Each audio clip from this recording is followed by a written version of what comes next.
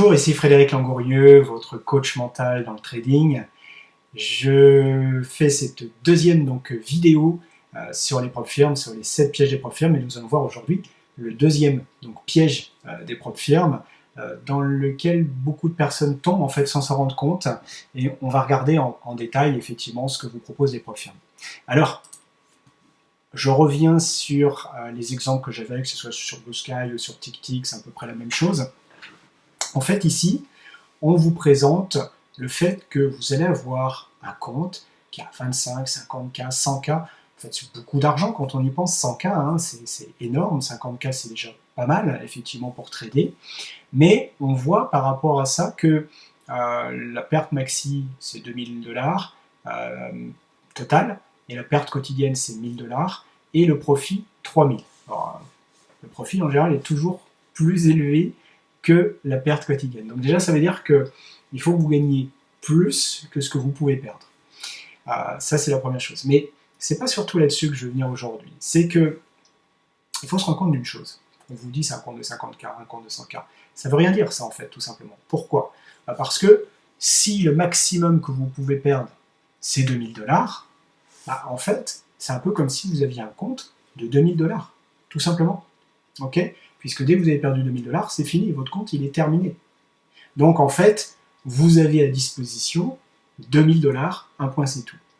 Et pour ces 2000 dollars, vous pouvez en perdre maximum 1000 par jour, et vous devez en gagner 3000.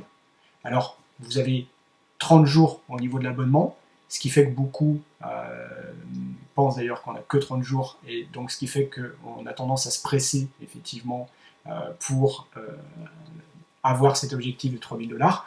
En fait, quand on y pense, si on n'a que 2000 dollars, finalement, de disponibles, avec un objectif de 3000, ça veut dire que, grosso modo, l'objectif sur 30 jours, même si vous pouvez mettre plus, hein, mais l'objectif, si vous voulez le faire sur 30 jours, ça veut dire que vous devez faire 150%. Ok ? Vous avez 2000 dollars. C'est un peu comme si vous aviez 2000 dollars de capital. Et votre objectif, c'est 3000 dollars. D'accord ? Donc 150%, si on remet les choses en perspective, c'est un objectif qui est énorme. Ça peut paraître peu élevé quand on se dit qu'il faut faire 3000 dollars par rapport à 50 000, mais en fait, on n'a pas 50 000. On a 2000 qu'on peut perdre maximum. Donc, 150% d'objectif par rapport à la perte possible, ça veut dire que vous êtes dans de la haute performance qu'on ne demande même pas aux traders professionnels. Ok ? Je ne sais pas si vous vous rendez compte de ça, mais en fait, c'est énorme. Quand les traders professionnels, on leur demande en général de faire 5 ou 10% sur un mois, c'est déjà bien. D'accord ? Il y en a même certains qui font des objectifs sur l'année, c'est 20% sur l'année. D'accord ? Là, on vous demande l'équivalent de 150% sur le mois. Enfin, même si ça peut être un peu plus que le mois, mais enfin, 150% de toute façon à faire. Et 150% par rapport à un capital, c'est énorme. D'accord ? Le capital que vous avez, c'est 2000, point barre. Parce que vous ne pouvez perdre que 2000. Si vous aviez un compte réellement de 50K, vous pourriez perdre plus que 2000. D'accord ? Et remonter ensuite. Pourquoi ? Parce que quand on a un compte de 50K, si on prend des risques en proportion, on pourrait très bien diminuer de 2-3 000 pour remonter effectivement à 5 000 de plus. Okay ? Donc vous n'avez pas un compte de 50K. Vous avez un compte de 2000. Point barre. D'accord ? Et si on voit sur TickTick, c'est exactement la même chose. Par exemple, pour un compte ici de 50K, vous pouvez perdre 2500. Donc cette fois, vous avez 500 de plus quand même. Donc ça veut dire que c'est comme si vous aviez un compte de 2500 et que la perte quotidienne, elle est maxi de 1250 et que votre objectif avec ces 2500, c'est de faire 3000. D'accord ? Donc c'est un objectif extrêmement élevé.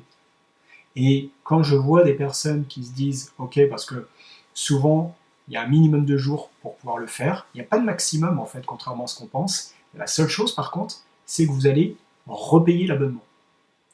Donc, vous pouvez le faire au-delà des 30 jours, bien sûr. Vous pouvez le faire en 60, 90 jours. Et 150%, il n'y aura rien de bizarre, entre guillemets, à faire 60 jours ou 90 jours pour faire 150%.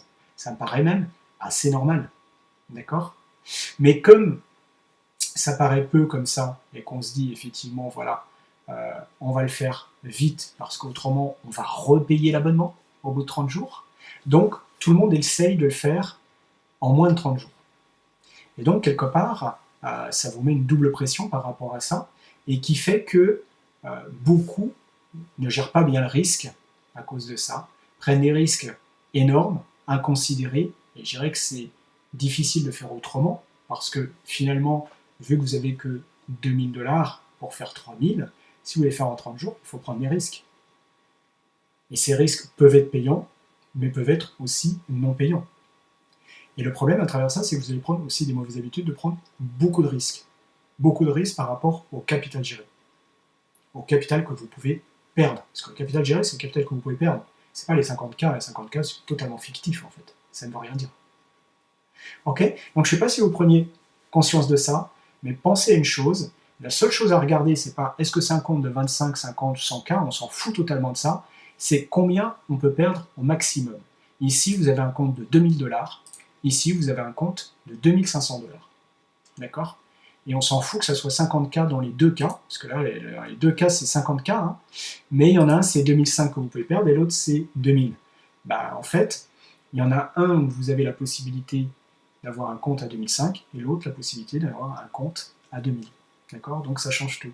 Donc, dans vos critères de sélection au niveau des propres firmes, prenez tout simplement le compte où vous avez le maximum du drawdown possible, le maximum du drawdown total possible. D'accord? Et éventuellement, la journée, ça peut compter aussi, parce que là, on a 1250, et là, ici, on a seulement 1000.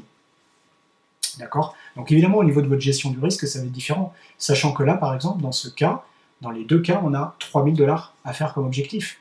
Donc autant prendre celui où, effectivement, on a le capital maxi pour faire ça. Parce que faire 3000 avec 2500 ou faire 3000 avec 2000, eh ben, c'est pas la même chose.